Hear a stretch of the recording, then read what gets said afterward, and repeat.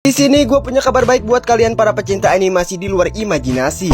Apalagi teruntuk kalian yang masih belum punya pacar. Di sini gue akan menceritakan satu kisah percintaan antara dua zombie bocil kematian yang mungkin bisa menghibur jiwa-jiwa kesepian. Anjay. Di awal cerita kita diperkenalkan dengan seorang MC berwujud alien, maksudnya zombie bocil bernama Johnny yang merupakan wibu akut oleh beban orang tua ke bocil freak yatim. Gak boleh gitu cuy. Seperti bocil pada umumnya, Johnny yang baru bangun tidur langsung bersiap-siap untuk berangkat pergi ke sekolah dengan semangat 45. Namun di tengah jalan semangat 45-nya seketika luntur begitu melihat seekor anjing yang lagi ngising. Tak terima momen sakralnya diganggu oleh si Johnny, si anjing pun cepu ke si babi bahwa dirinya diganggu oleh si monyet, maksudnya si Johnny. Dengan otak busuknya, dua begundal ini kemudian menjahili si Johnny dengan melemparkan sebuah apel yang bisa nyeleding orang. Seumur-umur gua nonton film baru kali ini lihat orang kepleset apel. Anjir, udah kepleset, ditendang, dikasih cairan titit pula. Sial banget lu Johnny. Sesampainya di sekolah, voucher sial Johnny belum habis. Teman sekelasnya yang anggaplah namanya Jono melemparkan batu bata yang gue juga nggak tahu dia dapat dari mana. Anjing. Woi, dasar anak yatim. Di tengah kesialannya, teman sekelas Johnny yang bernama Tiana tiba-tiba saja datang menolongnya bagaikan bidadari. Hal ini jelas-jelas membuat si Johnny ngaceng, maksudnya jatuh cinta kepada Tiana. Namun sayangnya siapa cepat dia dapat. Jono yang punya mental setebal utang negara langsung menembak Tiana dengan memberikannya sepucuk bunga yang lagi-lagi gue nggak tahu dia dapat dari mana. Johnny yang saat itu sudah terlanjur suka hanya bisa menahan duka yang perlahan berubah menjadi luka.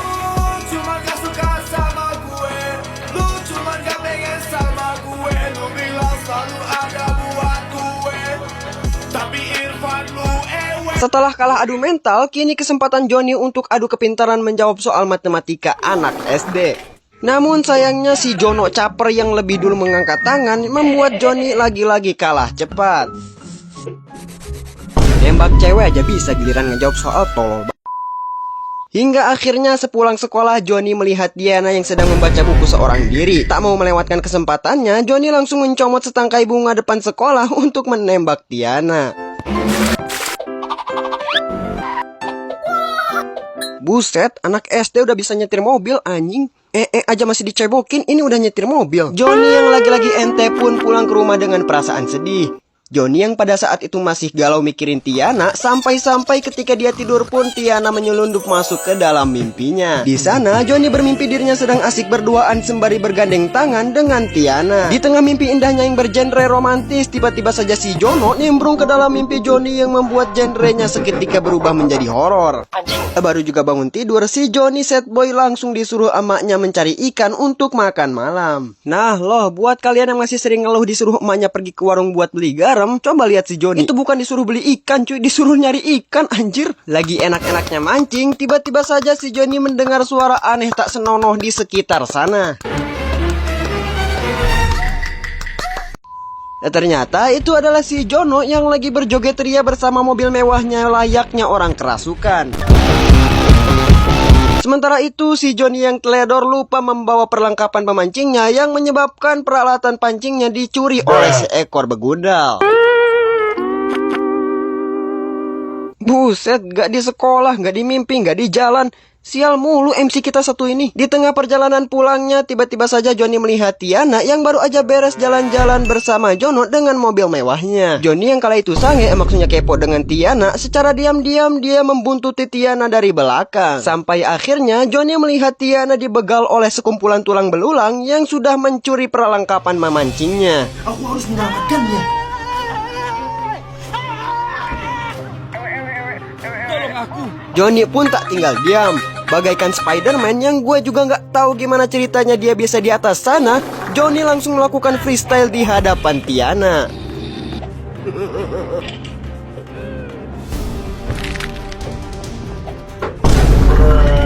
Walaupun kalah beradu tenggel, namun justru itu yang membuat Johnny bisa melancarkan modusnya untuk mendekati Tiana.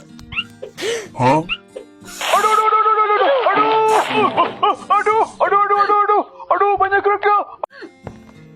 Elah bisa lu bocil. Bukannya pulang, dua balita ini malah menghabiskan waktunya untuk bermain bersama. Mulai dari naik wahana berduaan, melihat atraksi dugong, sampai makan es krim berdua. Hingga malam hari pun tiba, dua bocil gelo ini pun akhirnya pulang juga. Sebelum pulang, mereka melakukan salam perpisahan mereka. Ya. Sepulangnya Johnny main seharian sama pacar orang, tiba-tiba saja dia dicegat oleh Jono and the gang. Tanpa banyak kecot, Johnny pun langsung dijadikan samsak tinju oleh si Jono. Sementara itu ibunya yang marah sembari melihat jam tangan goibnya, bukannya bertanya si Johnny habis dari mana, dia malah bertanya ikannya ada di mana. Johnny pun menceritakan kejadian yang sebenarnya bahwa alat pancingnya dicuri oleh sekumpulan tulang belulang tidak berakhlak. Akibat keteledorannya, mau tidak mau Johnny harus menerima hukuman dari ibunya. Bentar, itu diapain anjir, dipasung? Keesokan harinya Johnny secara tidak sengaja bertemu dengan Tiana di sekolah. Ketika mereka mau melakukan hal tidak senonoh, tiba-tiba saja Jono mengeluarkan parang sakti miliknya yang membuat Johnny takut disembeli. Johnny yang kemarin baru aja merasakan nikmat duniawi, kini dia harus kembali merasakan kesepian yang tidak manusiawi.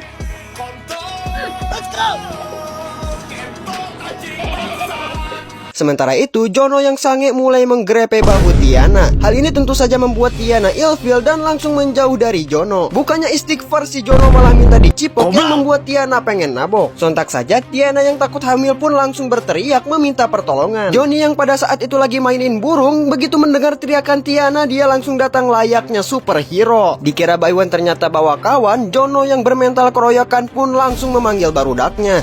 Si Johnny yang takut pun langsung pulang ke rumahnya. Tapi bohong, seketika saja kekuatan anime menyertai Johnny yang secara mengejutkan dia mengeluarkan sebuah senjata rahasia.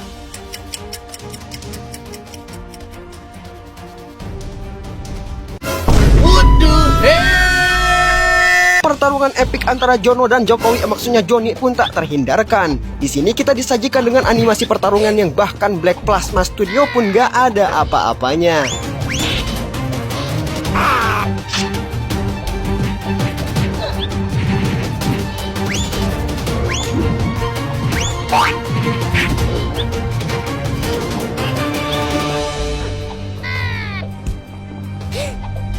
Fortnite lah babaji.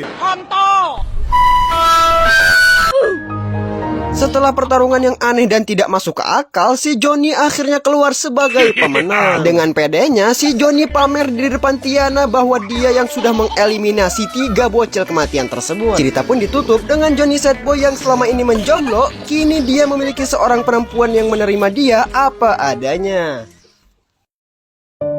Harta tidak dapat dijadikan jaminan agar seseorang dapat bertahan. Sebab suatu hubungan bukan hanya membutuhkan kekayaan, tapi juga kenyamanan. Karena sejatinya cinta merupakan anugerah Tuhan yang diberikan kepada semua kalangan.